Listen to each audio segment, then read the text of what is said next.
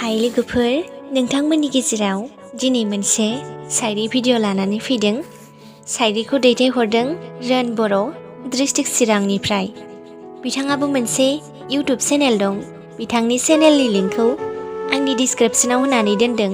नोंथांमोना बयबो थांनानै साबस्क्राइब खालामदो आरो सापर्ट खालामलायदो। दानिया फैदो बिथांनि शायरीखौ दान्दिसे खोनासंलांदिनि। उइ सना, दाना नों आंखौ सैथारलाना? नों मानो आंखौ मुगैखो? आंथ' सानाखैमोन नोंदि आंखौ सानसे नागारलांगोन। एसेबां अननाय होदोंमोन आं नोंनो सना। गावनि जिउनिख्रुइबो बांसिन अनोमोन आं नोंखौ।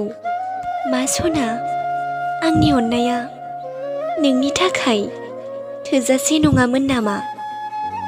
दे सना, नोंहा जेराव खुसि दङ बेयावनो थादो।